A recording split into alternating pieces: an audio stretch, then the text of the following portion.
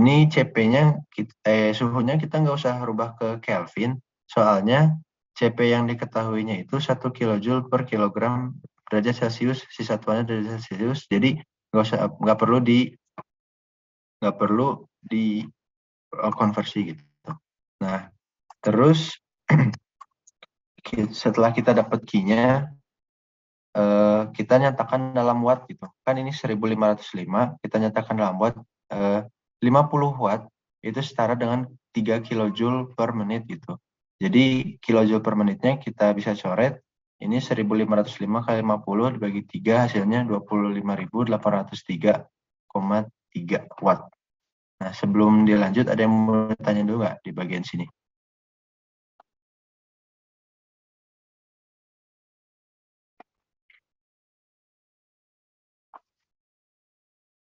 Nggak ada ya, mungkin mau lihat ke atas soalnya ya, Ted. Oke, ini mungkin bingung di sini ya, kilojoule per min sama dengan 50 watt. Nah, mungkin ini ada tipe dikit ya, 3 kilojoule per min itu sama dengan 50 watt gitu.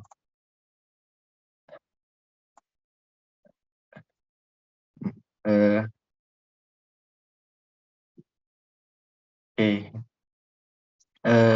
Ini kayaknya ada tipe dikit gitu. Soalnya aku cek juga di Google ya, 50 watt itu memang sama dengan 3 kilojoule per menit gitu. Oke, mungkin boleh dilanjut ya. Nah, setelah itu kita cari nilai laju alir udara dengan suhu keluar keamanan yaitu 40 derajat Celcius. Nah, kita cari ya, kayak biasanya delta T-nya sama dengan 40 min 27 sama dengan 13 derajat Celcius.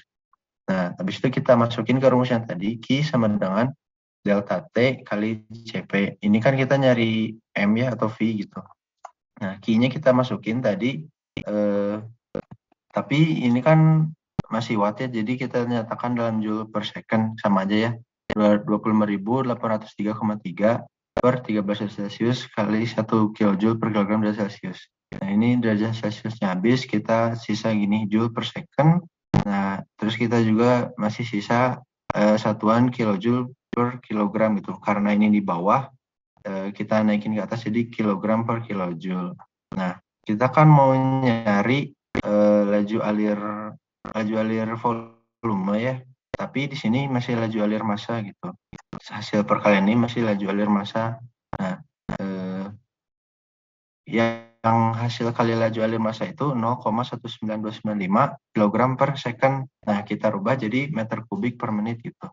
Kan satu menit itu sama dengan 60 detik. Jadi kita kaliin, terus 1 meter kubik itu sama dengan 0,001 kg. Nah, kita bisa coret-coret.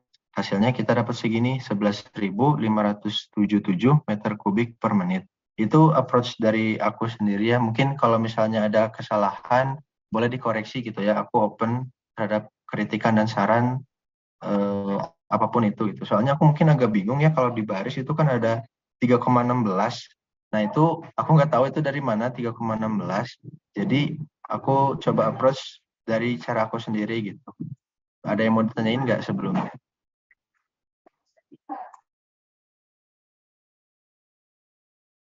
Yo mau nanya yuk. Ya, gimana? Itu teh berarti sebenarnya bukan V ya, tapi itu teh berangkat dari rumus MC delta T, bukan? Iya, iya, MC itu ya. delta T. Ini salah nulis. Harusnya M titik kan laju alir massa. Ya, sip.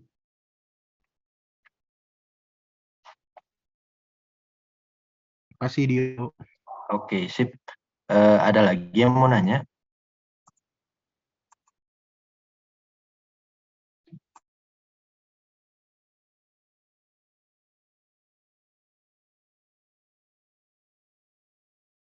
Misalnya nggak ada, boleh ketik 1 ya.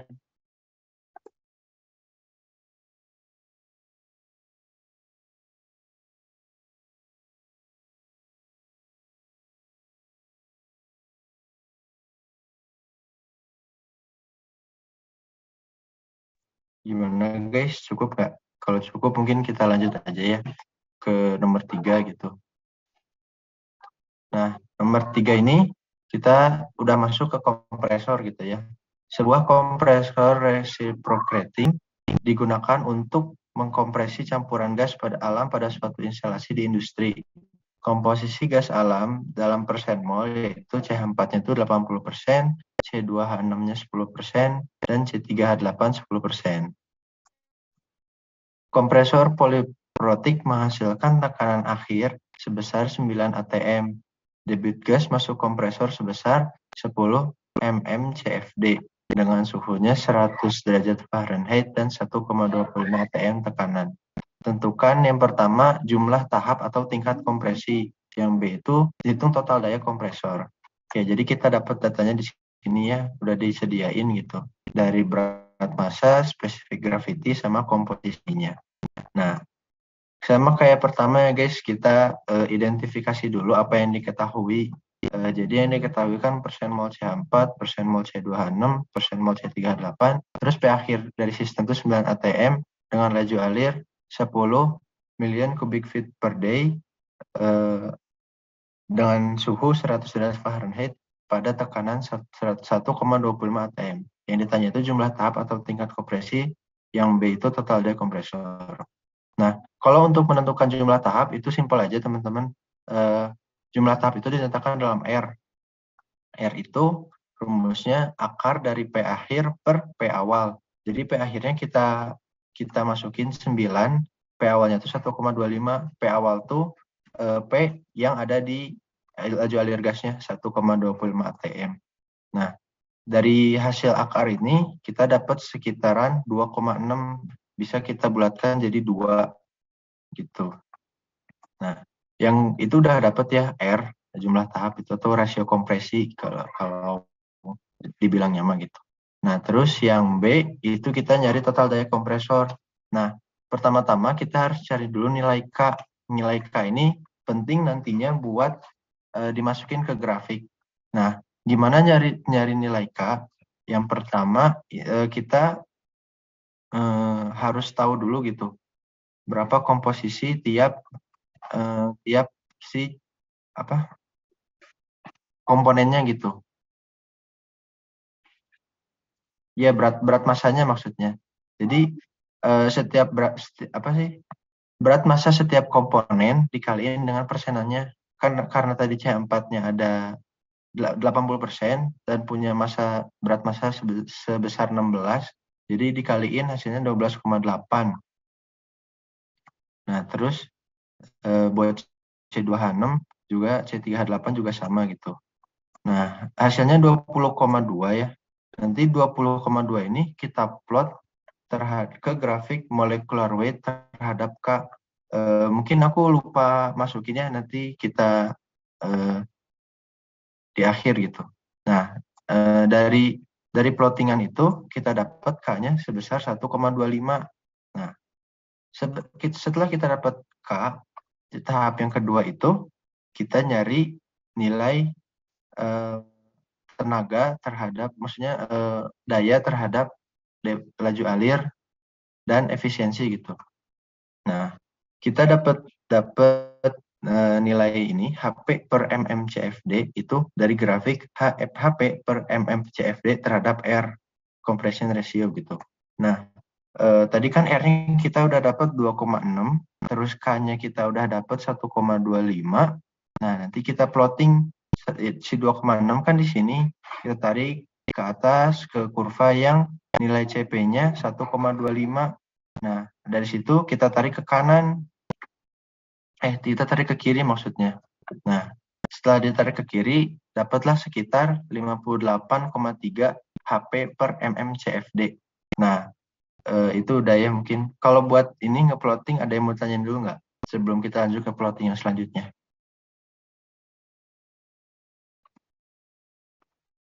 Izin tanya Dio. Boleh gimana? Ini tuh tadi tuh apa 1,25-nya dari mana? 1,25-nya. Oh iya, ini dari ini nih. Grafik berat molekul terhadap K. Aku ini lupa masukinnya, atau mungkin mau dimasukin dulu bentar, di share dulu bentar. Boleh. Oke, sebentar ya.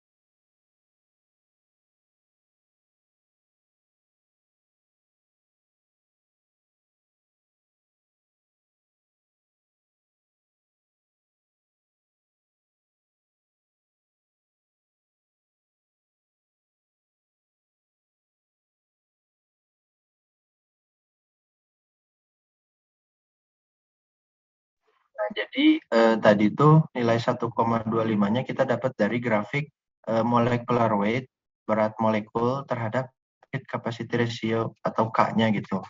Nah, tadi itu kan kita dapatnya 20,2 ya, itu sekitaran di sini. Terus kita tarik ke kurva suhu yang 100 Fahrenheit, karena tadi suhu si laju alirnya itu, suhu laju alir gasnya itu 100 Fahrenheit. Jadi kita tarik ke kurva yang ini, terus kita ke bawahin sini, dapatlah K-nya 1,25 gitu. Itu Ilyas, gimana? Kejawab nggak? Oh, terjawab Jo, makasih banyak. Oke, sip. Maaf ya, aku juga lupa nyertain grafik ininya gitu. Bentar.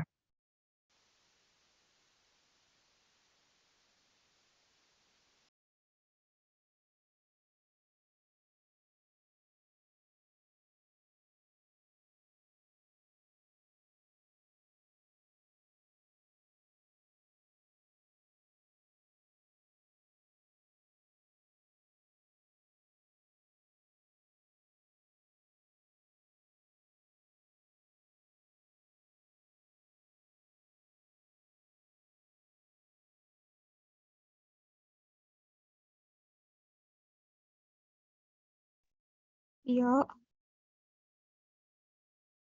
mau lupa nge-unmute deh.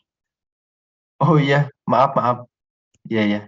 Oke, jadi selanjutnya setelah kita dapat HP per mm CFD, kita nyari efisiensinya gitu. Efisiensi terhadap R, kita dapatnya dari situ, kurva efisiensi terhadap R. Kita kan tadi udah dapat ya R-nya 2,6, terus kita tarik ke atas ke kurva yang ini, terus kita tarik ke kiri. Nah, dapatlah efisiensinya sekitar 82,5%. Nah, ini kebetulan di soalnya itu kompresor yang dipakai itu jenisnya reciprocating. Nah, mungkin kalau kompresor yang lain kayak aksial, terus sentrifugal, itu beda-beda ya guys ya, si grafiknya gitu. Nah, ini grafiknya khusus buat kompresor yang reciprocating gitu. Nah, setelah kita dapat kedua nilai ini, kita bisa nyari nilai BHP atau boiler horsepower. Caranya, si nilai HP per MFCFD dikali debit per efisiensinya gitu. Tadi kan kita dapat ya 58,3 HP per MMCFD dikali Q-nya yaitu 10 MMCFD per efisiensinya 0,825. Kita dapat BHP-nya itu sekitaran 700,67 HP atau horsepower gitu. Nah, terus cara ngitung daya totalnya, kita kaliin nilai BHP tadi terhadap jumlah tahapnya, yaitu 2 tahap. Jadi 706,67 HP dikali 2 tahap, itu sebesar 1413,33 horsepower, atau bisa dinyatakan dalam kilowatt itu sebesar 1053,92 kilowatt. Oke, mungkin segitu buat nomor 3. Ada yang mau ditanyain nggak?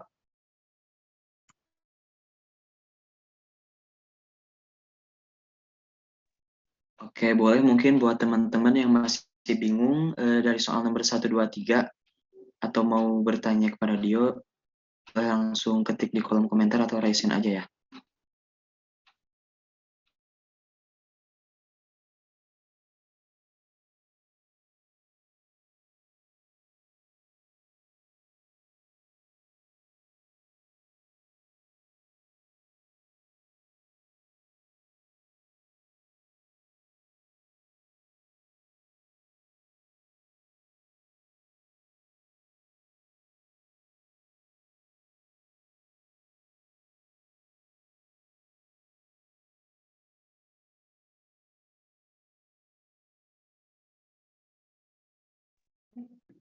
Ini Tias tanya di kolom chat ya, 10 mm CFD dari mana? Ini dari soalnya ya.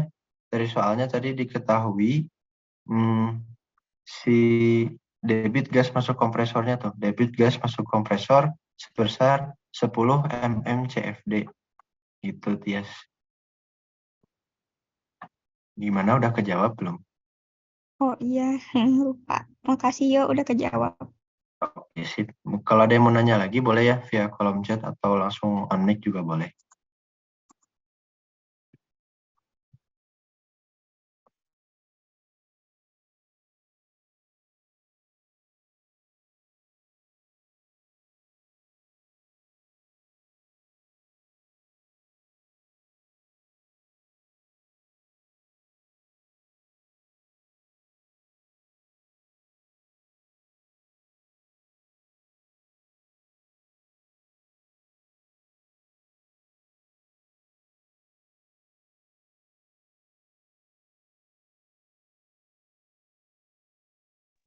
Kalau misalnya nggak ada, boleh ketik 1 di kolom chat ya.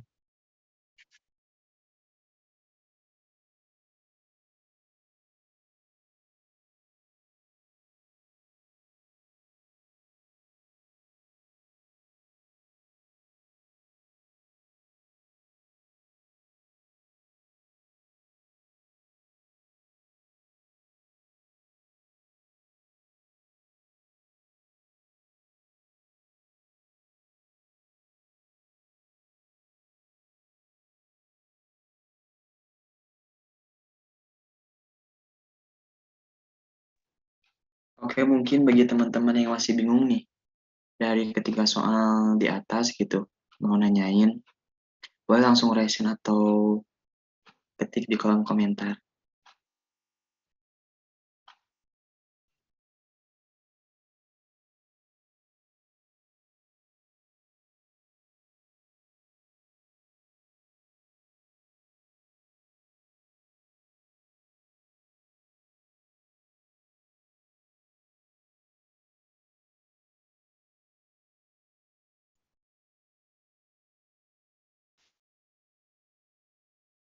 Kalau nggak ada, mungkin cukup penjelasan dari aku gitu ya. Mohon maaf banget sama teman-teman yang awalnya mau minta IPP, tapi sama Demurisnya belum bisa nyediain gitu. Karena emang nggak ada yang paham satu Demuris juga. Mungkin ke teman-teman juga tadi kemarin aku udah ngadain kayak sayembara gitu ya. Tapi emang kayaknya belum ada yang mau. Jadi maaf banget ya, aku dari Demuris, maaf banget buat teman-teman gitu. Dan aku juga minta maaf ya karena cuma sedikit ngejelasinnya gitu. Dan kalau misalnya bisa ada yang salah juga mohon dimaafkan. Mungkin sekian dari aku, Randi. Terima kasih teman-teman atas perhatiannya. Assalamualaikum warahmatullahi wabarakatuh. Waalaikumsalam warahmatullahi wabarakatuh. Oke, terima kasih banyak Dio atas pemaparan materinya yang sangat bermanfaat nantinya buat kita menghadapi UAS gitu ya. Sekali lagi terima kasih telah menjadi pemateri pada PPSD 3 ini.